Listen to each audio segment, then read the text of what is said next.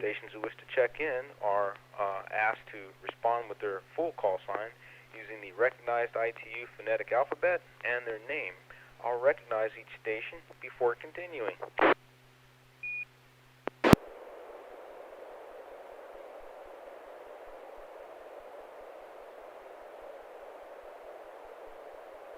First check-in.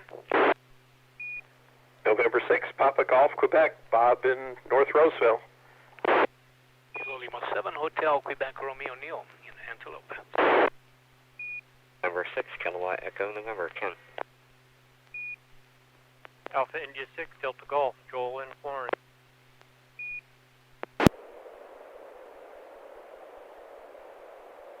KP4MD. Yeah, KP4MD, Carol, sit your sights here. Thank you. Any other check-ins? Yeah, we have Alf on YouTube, Alf Gonzo. AI6DG, Joel, and KP4MD, Carol. So thanks, Carol, for checking in as usual and running the YouTube streaming channel. Did you have any updates for the viewers out there? I think there was a double twice. There's one more station trying to get in. Oh, my apologies. Go ahead. It's Bob, N6PGQ. I don't know if you got me or not. Oh yeah, Bob, N6PGQ. If I missed acknowledging you, I apologize. I definitely got you. Is there another station? Yeah, Alf, KN6 Papa Romeo Delta is on our YouTube chat. All right. Good evening, Alf. Thanks for watching the show. Got 1, 2, 3, 4. N6PGQ, KL7HQR, N6KEN, AI6DG, KP4MD. If there are no other check-ins, I'll go ahead and call for N6KEN. Ken will be testing a new SSTV installation on a new laptop layout. So Ken, I'm going to go out of order and call you first if you're ready. Go right ahead. Roger. I will be sending one image, PD1 Charles 20.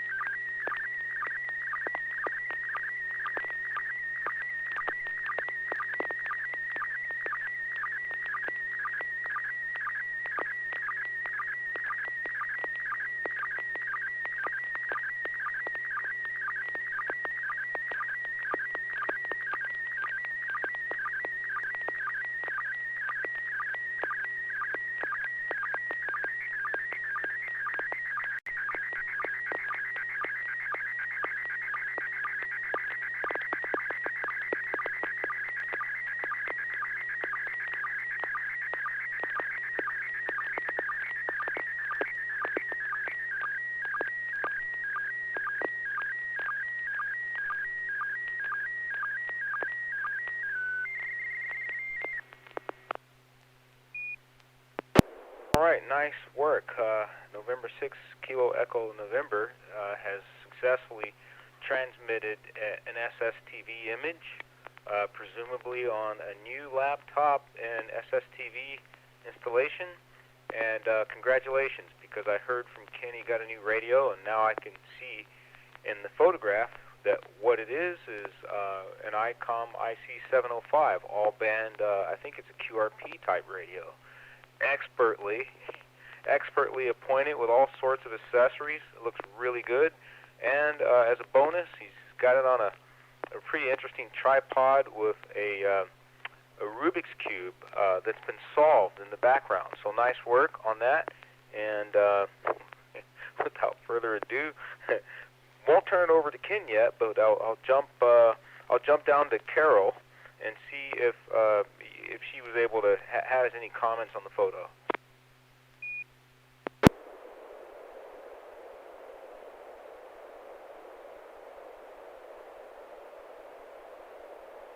Yeah, sorry.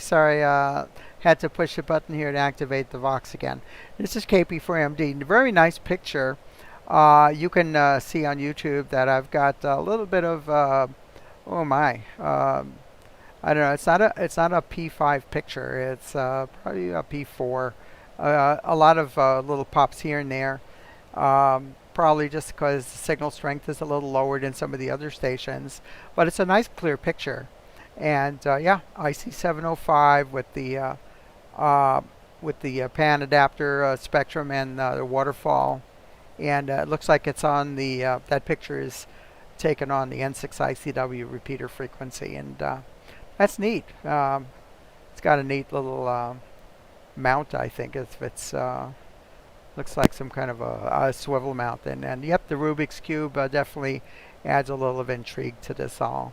Very nice. I wonder if Ken is transmitting with that right at the moment also, because looked good. Back to net. This is KP4MD. Well, thank you for those comments, Carol, and I'll turn it up to Bob, N6PGQ. Good evening, Net. Well, I can't add much to what's already been added, except you can see that the microphone is mounted on the left side of the radio. Looks like it's got a rubber duck vertical on the left side also at the rear. Really nice setup. Like to hear about it when it rolls around. N6PGQ. Very good. It was a nice looking radio. Definitely one to admire and appreciate. So go ahead, Neil. Thank you, Bob. K07HQR. Yeah, good evening, Ned. K07HQR. Yeah, good picture. Quite a few, as Carol mentioned, quite a few spots. And it's kind of interesting because a lot of noise on the picture, but listening to the signal, it didn't sound like it was that noisy. So still good, very good copy. Yeah, very, very neat setup in here with the ball joint tripod, and looks like I want to hear a little bit more about this rig. I would not recognize it. I didn't know what kind of brand it was, but it looks very, very good. As far as the Rubik's Cube, well, it's either expertly solved or it has never been moved after taken out of the box. One of the two. Back to next.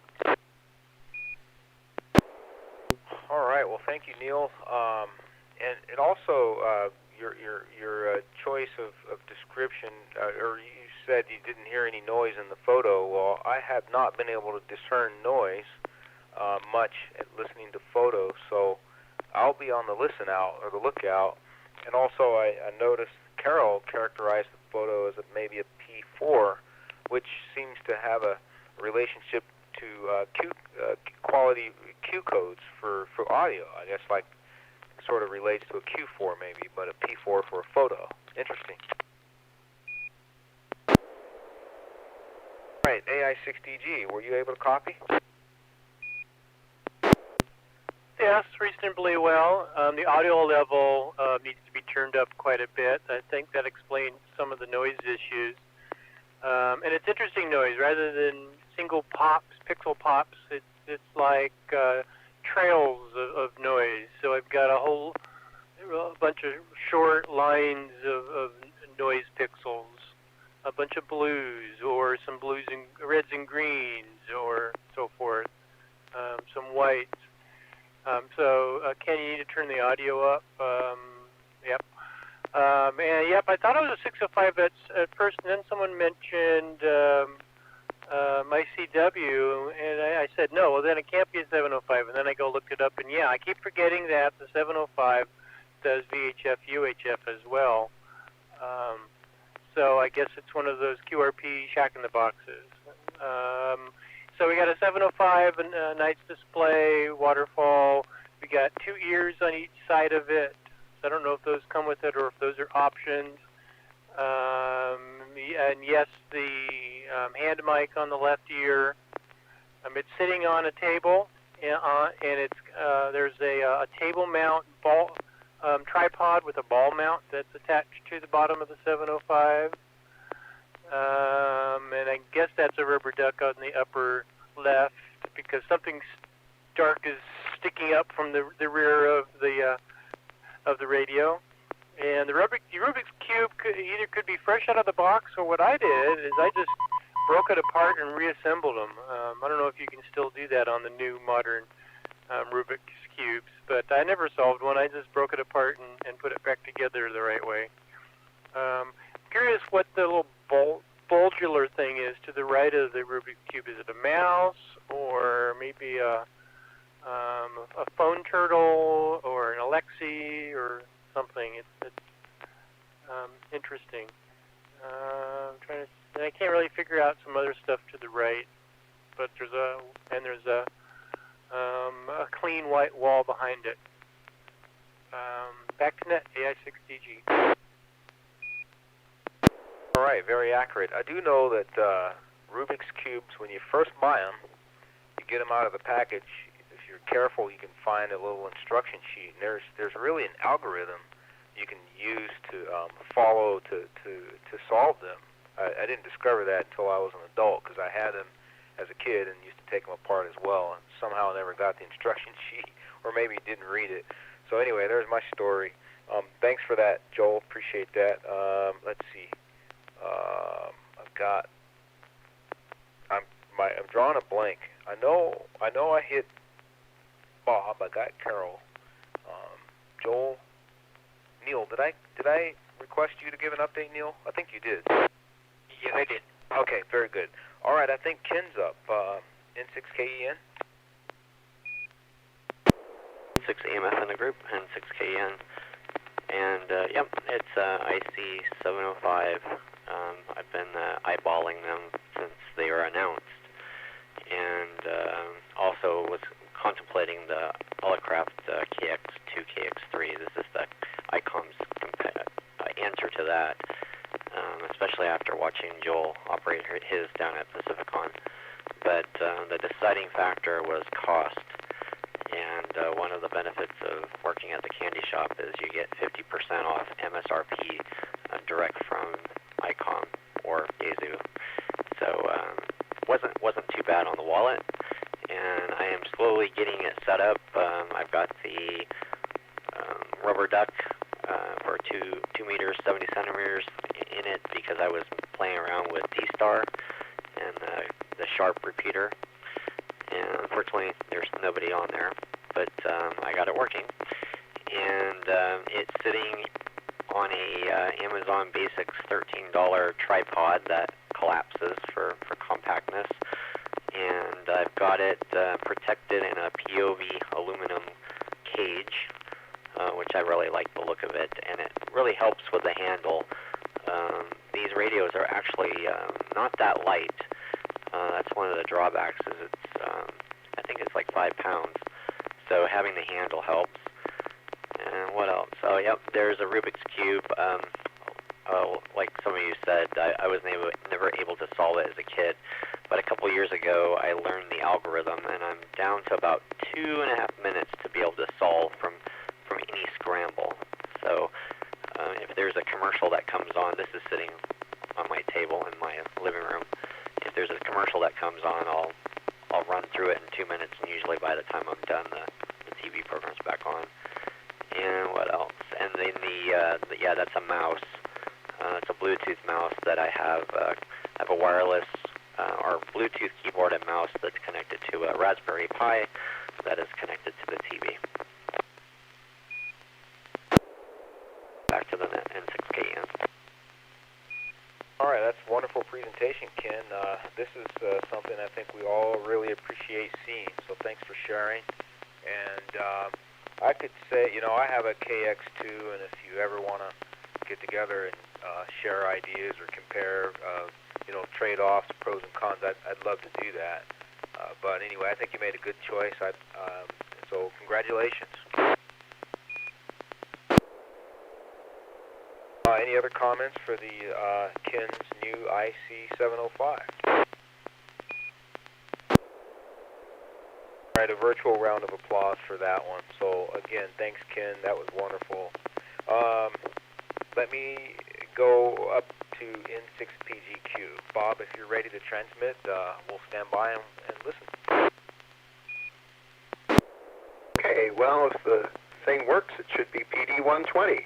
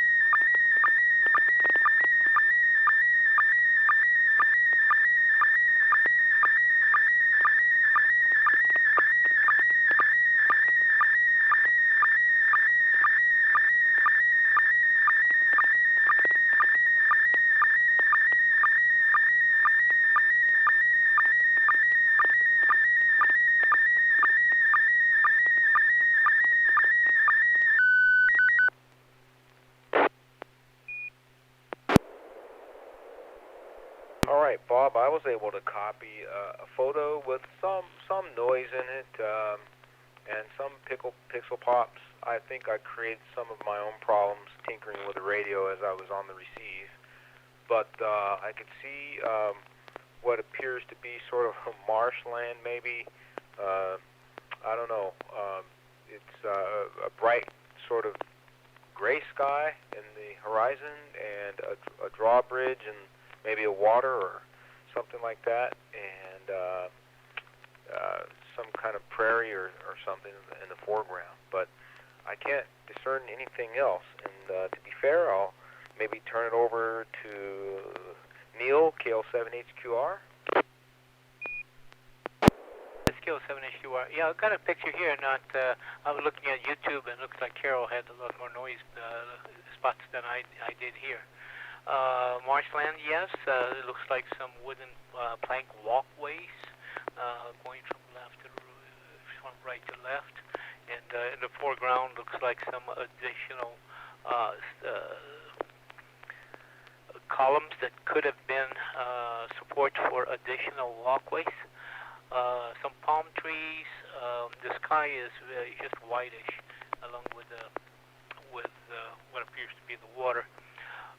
Drawbridge could be. I thought it was kind of a strange shape, but now when you mention drawbridge, it kind of falls into place. Palm trees, some vegetation and trees on the right-hand side, a blue little container slash cabin slash structure. But overall, interested in knowing what it is, but a good copy. Back to Net. Thank you for that, Neil. I'll go on down to the list.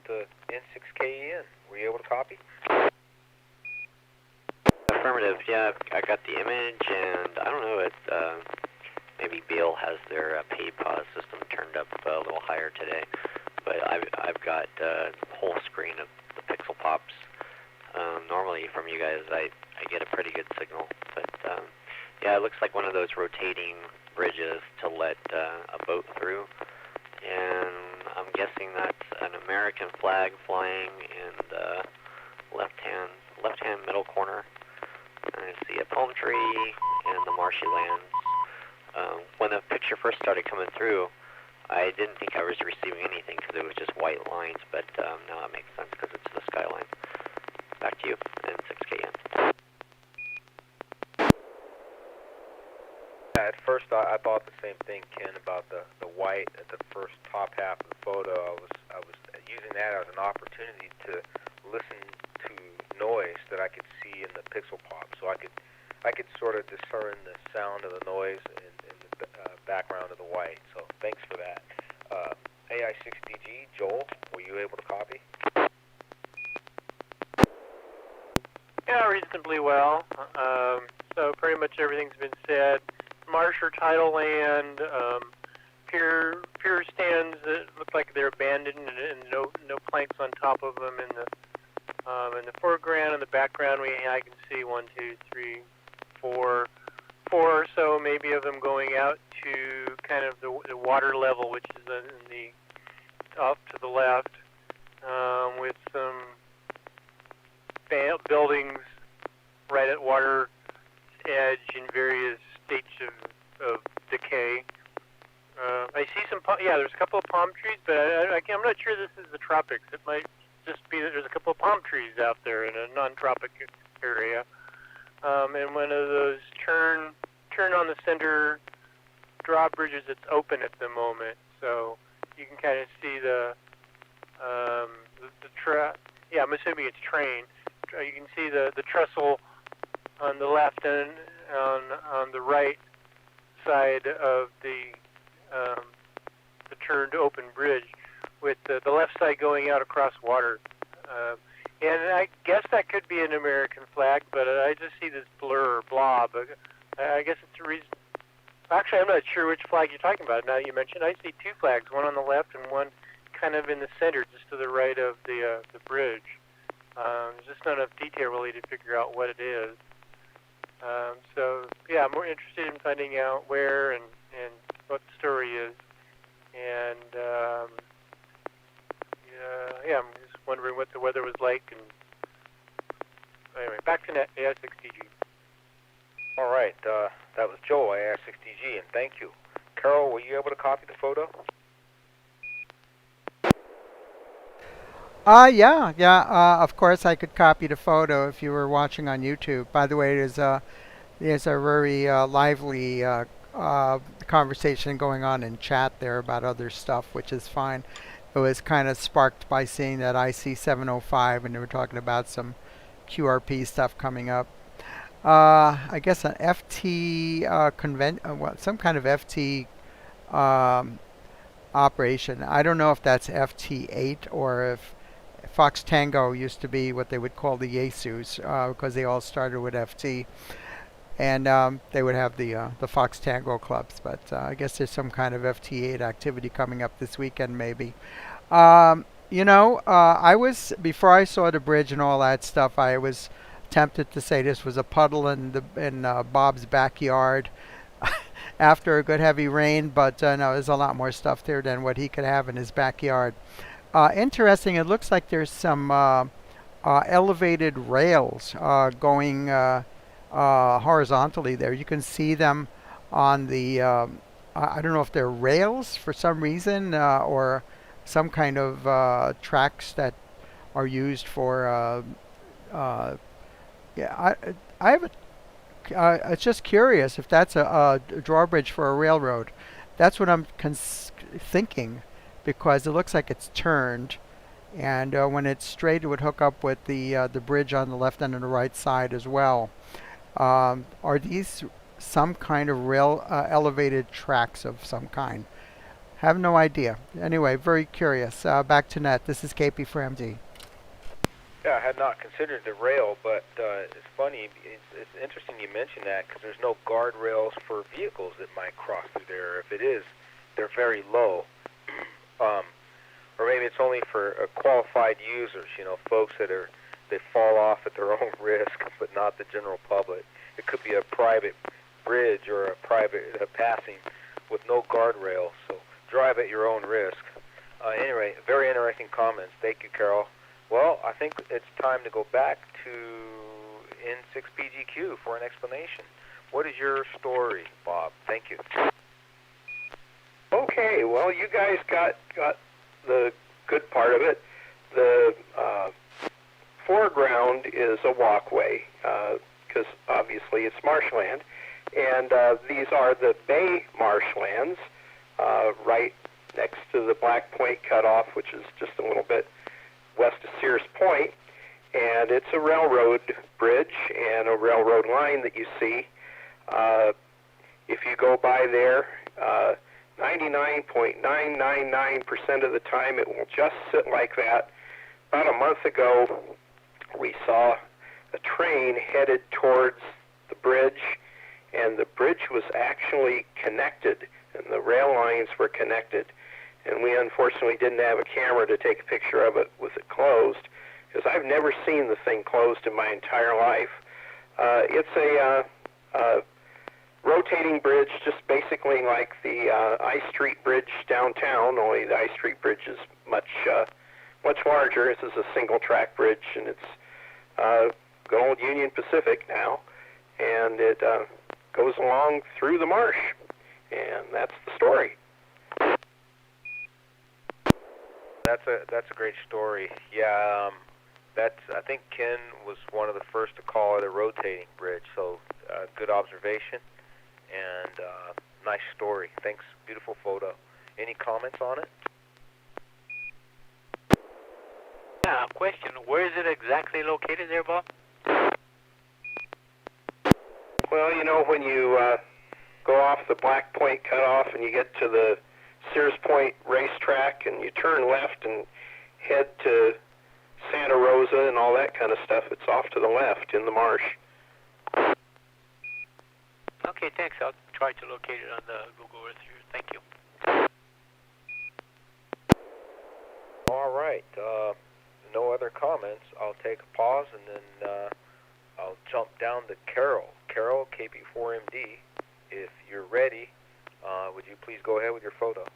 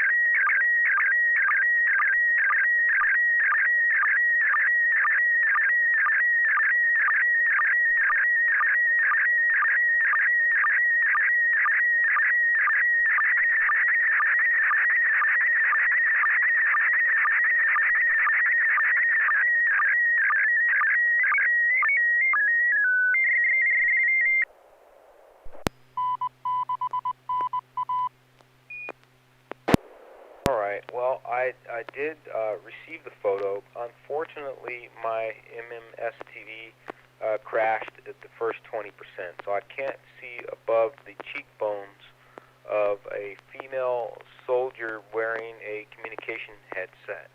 But I'm going to turn it over to Bob in N6PGQ. Were you able to copy? Yeah, I see the picture in mine. There are two of them. One is black and white, and one's colorized. I can't quite tell if it's the same lady in both pictures. It appears not, but I may be wrong. Both of them are wearing a headset. It almost looks the picture on the right. In her right hand is a bug that she's operating. In the left picture, there's an inset that looks like there may be a series of buildings and maybe some antennas about a third of the way from the left side. So that's all I have, and she's wearing some good old cans on her head. So has to be, World War II-ish era N6PGQ. Very good, Bob. Thank you very much. That was N6PGQ. I'll go on down the list to KL7HQR. Were you able to copy? Yes, KL7HQR. Yeah, good copy. The number of spots on the picture much less. And Bob, surprised you did not recognize the picture on the lower left corner. It is an inset of the picture you just sent. But yes, same thing. Two side by side. I don't think they are the same ladies. It would look like that there are two pictures that were taken on purpose to look very much alike. It could be parts of World War II movies, because even the position of the wires coming off the headsets are very similar. Uniform seems to be the same, based on the insignia on the right collar of the blue lady. The other one is a little blurry, but overall, very good copy. No problem at all. Back to that. All right. Well, the picture's coming together slowly. Thanks for the comments. And let's see, Ken, N6KN, were you able to copy as well? Roger. I got a good-looking picture and the 595 report there on the bottom. And yeah, I'm gonna guess it's a radio operator. And looks like they're got a Morse key in there with the headset on. Back to net N6KN. Thank you for that, Ken. All right, Joel, you're up. AI6DG, were you able to copy? Yep, two photos side by side with the insert of previous slow scan transmission on the lower left. And I think I'd say a painting on the left and a photo on the right, and that the photo on the right was the model for the painting on the left. There's just too many similarities, and obviously there's been some artistic improvement made from the model and from, I can't tell if it's a straight key or a bug, but whatever is down below. It's just, and it looks like there's a naval emblem on her lapel on the left, or her right. Back to net AI6DG. Yes, I think we're getting closer. I'm kind of on the edge now. I want to hear from Carol, KP4MD. Tell us all about this photo, Carol. Who's in the photo, and what is she doing? N6EMF, net control. Thank you. Okay, yeah, this is KP4MD. Actually, I was considering sending this picture for a Veterans Day net, but I held it until now, and I do actually have a caption for this. It's quite interesting. The image on the left is actually a World War II recruiting poster and it was based on the photograph on the right. And that photograph it was taken in 1943 of a Navy wave named Virginia L. Scott, who was operating a bug, sending a message from the code room of the radio school in Madison, Wisconsin. And the artist who did the poster enlisted in the Navy, but he was promoted and worked did the work that he did in civilian life as an illustrator. He eventually is a guy named John Philip Falter who actually had 129 covers of the Saturday Evening Post, and he did more than 300 recruiting posters during World War II.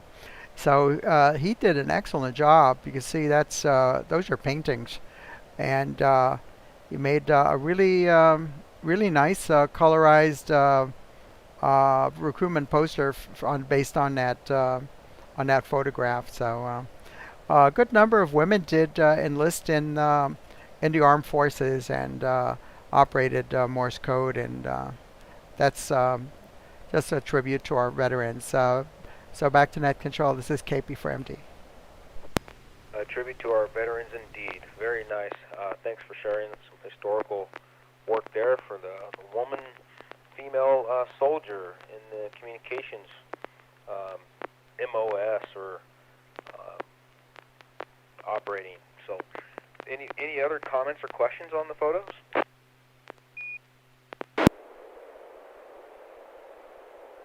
Right, very nice work with the illustrator. That's an amazing career. 300 illustrations prior, I suppose, prior to promotion. Okay, well, let's see. Neil hasn't had a chance to send a photo. KL7HQR, would you like to go now? Roger, KL7HQR. We'll give it a try. PG120.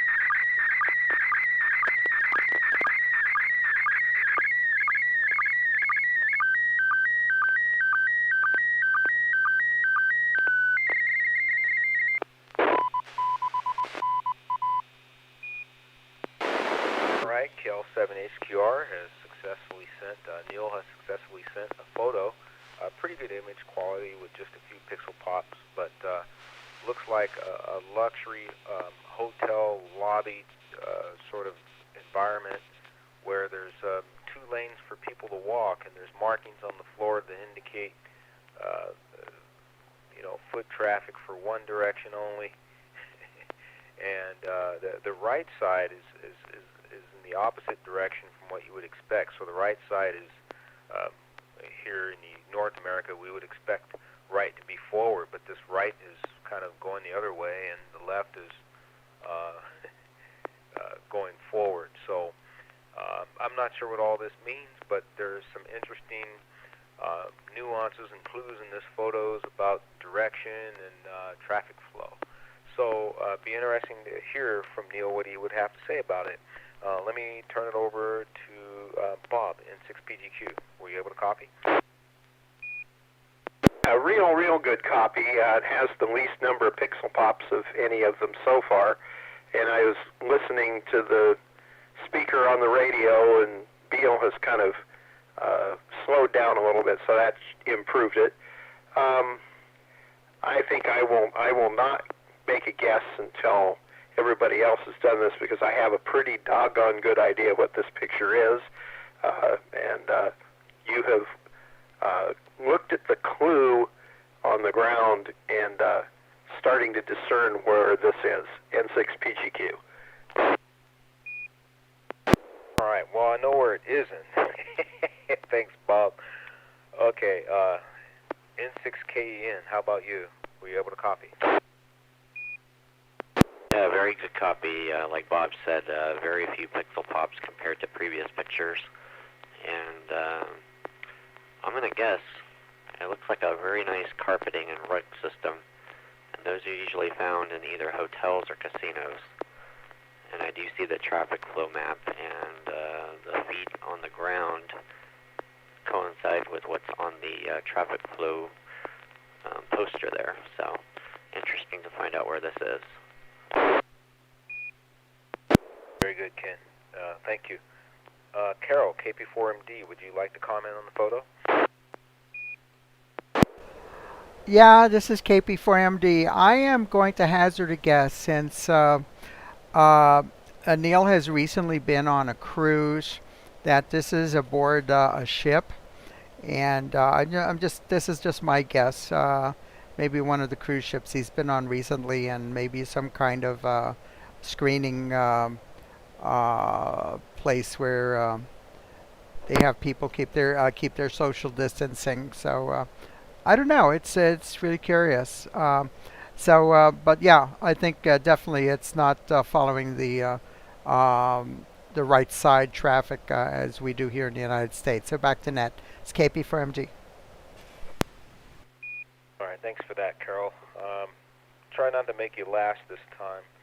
AI6DG, Joel, would you like to comment on the photo?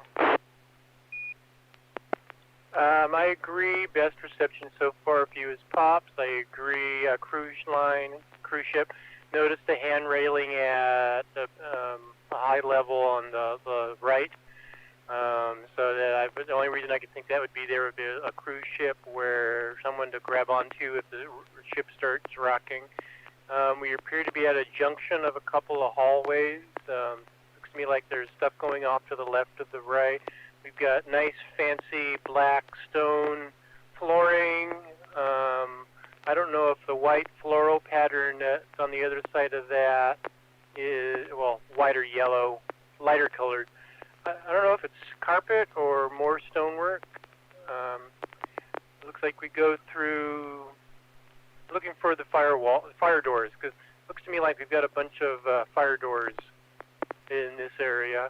So we're looking straight at a sign on a floor stand that says traffic flow with a couple of arrows, and yes, they're backwards from what I would expect. And right above that, kind of on the wall, is probably what I would guess is a fire pole station. And in the background is kind of a little mini wall that the fire pole is on, so I can't see what's directly in front of us, but looking around that on the other side of the junction of the hallways, it looks like maybe more of the ship, or maybe elevators or a staircase. Can't really tell what. So maybe this is a junction between like the room area of the ship and the accommodations and the amenities. but looks pretty, looks fancy. Someone had a good time. Look forward to hearing more. AI6DG, back to Net. All right, nice roundup, Joel. Thank you. How about Neil, KL7HQR? Would you like to share the story on this photo? Thank you, N6EMF. No problem, but did Ken have a chance? If he did, I missed it. I think Ken did. Go ahead, Ken. Could you please confirm?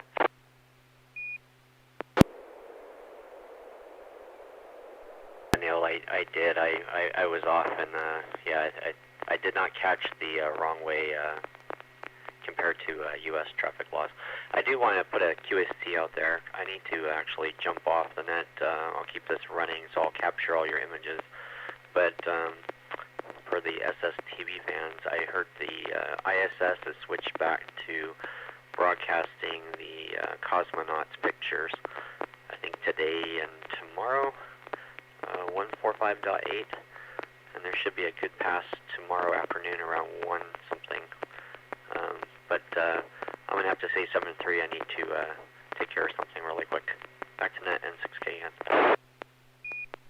All right, we'll let Ken off the hook for the evening. Ken, N6KN, N6EMF, we'll let you clear out, and thanks for joining the net tonight. We'll be listening for you next time. All right, go ahead, Neil. Roger. KL7HQR. Yeah, everybody got pretty much the gist of the picture. I did just finish a cruise from London to Florida aboard the Sky Princess. The interesting story behind it, though, and it is a void ship, is on deck 7, which is one of the main indoor social decks on the ship, and where most of the activities and restaurants and shows are. And it's kind of interesting that this ship, because of COVID, has been sailing around the UK now for many, many months. When the UK was locked in, only British people could sail. So, and this was the first time that the ship was leaving the UK, and since on November 8th, the borders were open, and we sailed on November 5th. So the ship was full of British people coming into the U.S. For the first time after the COVID, and also there were a tremendous amount of Americans aboard. So they retained the traffic flow, the British traffic flow, and those signs were there primarily to teach the silly Americans. This is how we were doing on the ship until we docked. It's interesting that about the day before we docked, all those signs disappeared, and the ship returned back to American style. So I thought it was kind of interesting to see how much they went. Back to Nat, KL7HQ. All right, very good. Thank you for sharing that. Any comments or questions follow up on Neil's picture? Thank you. Question? Go ahead. You know, I'm so used to just driving and just walking, it never occurred to me. But I gather then that British people in Britain walk on the left, just like they drive on the left? I mean, it may sound like a stupid question, but it's just not something I'd ever even thought about. Well, don't feel bad, because the first time I went to Singapore, which they do the same, I was colliding with a lot of people, because indeed they do. Everything is reversed traffic on the sidewalks, on the bridges, on the escalators. It was kind of interesting the first few times, so don't feel bad.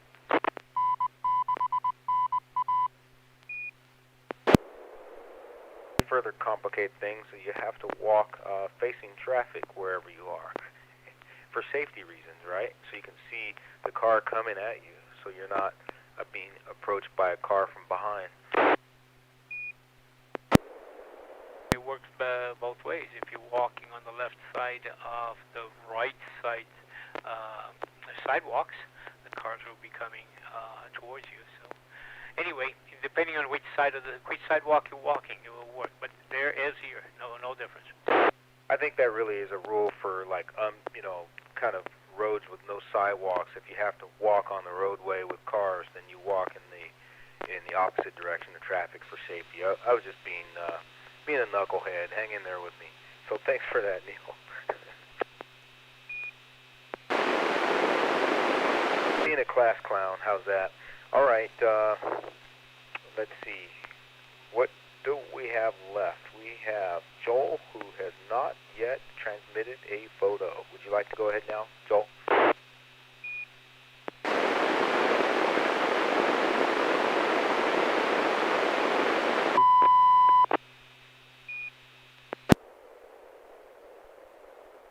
You got tone. PD 120.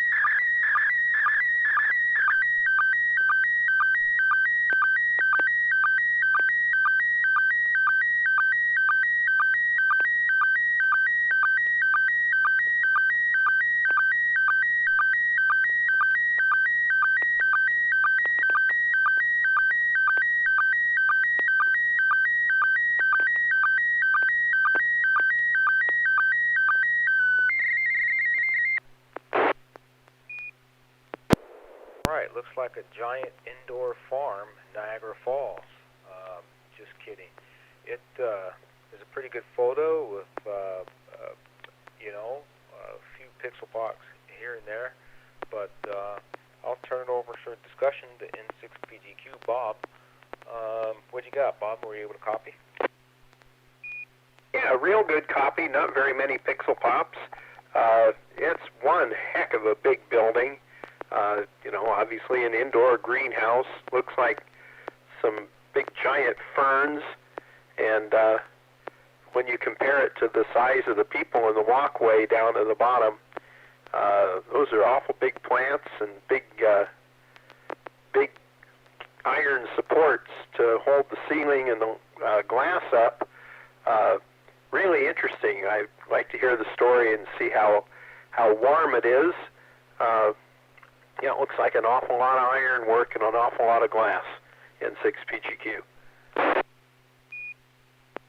All right, a very nice description building up on this one. I'm going to skip right over Ken. I know he's going to be looking at us later, but I'll jump right to KL7HQR. Roger, KL7HQR, very good copy, very, very few pixels. And I agree with Bob, quite impressive. I've seen a couple of places like this, like Moody Gardens down near Galveston and a few other places, but this looked like a lot bigger than the pyramid that we had in there. Very impressive iron structure. The architecture looks like it's been there for a while. Very heavy, early 20th century architecture, it appears, where it was built to look that way. Very impressive. Looking forward to hearing the details. Back to Net. Yes, it is. It is a pretty scene. Thank you for that, Neil. I'm going to jump down to Carol, KP4MD. Did you have any comments for this photo? Sure. This is KP4MD. Well, I've been in a building like that in actually just a block away from my undergrad college. Fordham University in New York City is a New York Botanical Gardens, and they have a number of large greenhouses like this. I haven't been there for many, many years, but that's in New York City. And New York City, compared to Niagara Falls, is a pretty moderate climate. Niagara Falls, remember, is up right near Canada, and they get some horrible, worse cold weather than we get. That we had in New York when I was there. And I was curious about this, so I went and looked it up. I did a little cheating. I looked on the internet, and this is apparently a historical picture because this winter garden place was demolished many years ago. Essentially because of the cost of heating it. And in a place like Niagara Falls in the winter, they probably had an extremely high heating bill because of the heat that would escape from this building surrounded by this frigid weather. So back to net. This is KP4MD. All right. Well, thanks for your extracurricular research and updates on that. Appreciate your perspective. Thank you, Carol. And so I think I'll make my rounds over to AI6DG. Joel, there's a photo from you. If I haven't missed anyone, can you go ahead and tell us all about it? So as I've explained, and we'll say again, this was taken a number of years ago. I was there a number of years ago, and I don't know exactly what all is there now. But like Carol said, I did pull up Google satellite maps and looked at the picture, and this is gone. Regrettably, they pulled it all out, and it's just a straight street now that goes through. Yes, heating. It was very pleasant in here in winter, so you could be snowing outside and sitting in your short sleeves in here, eating lunch from the food that you brought out from the food court on the second floor of the mall that's to the right. So there's a mall, there's a small mall with parking to the right. It's a 5-story parking garage of which you could only use the bottom 2 or 3 floors because apparently the cement they used in it was inferior. And again, as I've said before, this is New York. Interesting things happen. And on the left is an actual motel or hotel. So I actually stayed in that hotel for a good part of my stay there, and they have rooms that looked out on this. It was very interesting. This was an interesting place. And it's really sad that it's gone, but they had huge sliding glass doors on the far in the distance. The far end is towards the Niagara Falls end. I'm on the opposite side to the other street, so you could have people walking down the street through these huge doors and out to Niagara Falls Park, State Park.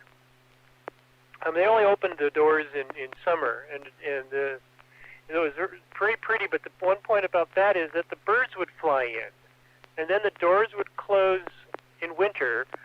So you're in winter, it's snowing outside. You have birds flying around and chirping.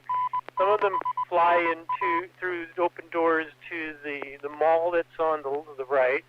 So you had birds sometimes flying around in the mall. Interesting. This was really pretty. It was really big for weddings. You had some stairs and catwalks, as you can see, to explore the plants from high up and to look down, and it was something. It was asked if I'm ever going back. I'd like to go back just to see how much has changed and how much is the same, and regrettably this will have changed. Back to net, AI6DG. Heck, all right, Joel. I do appreciate this photograph, and I could just imagine the air quality in this greenhouse would be really phenomenal. So to breathe this air would be probably very refreshing. Well, it definitely had a character to it. I wouldn't say it stank, but it definitely had an odor. All right. Well, I tell you what. I'm going to forego my image transmission tonight because it's beyond 10 o'clock, and it'll take us a few minutes to wrap up. And I would like to just hold my photo for our next opportunity. Hope that's okay with everyone. But I need to wrap up and get everybody moving towards bedtime here. But I'll tell you what, I really have enjoyed our session tonight, and really looked at some wonderful photos. So thanks for taking the time, especially for Ken out there who will be monitoring probably the video later. And thanks to Carol for preparing the YouTube streaming. And hello to Alf and to anybody else out there. I hope good evening to Alf and to anybody else out there who might be listening as we get ready to close shop for the evening. Before I do that, do we have any last comments or announcements about anything? Yeah, it's KP4MD. Just looking forward to seeing those of you who are members of the River City Arcs at our club breakfast coming up this Saturday at 9 a.m. And look forward to see you there. This is KP4 Mike Delta. This is Wilson, November 6 Echo Mike Foxtrot, wishing all of you a good evening and 7-3.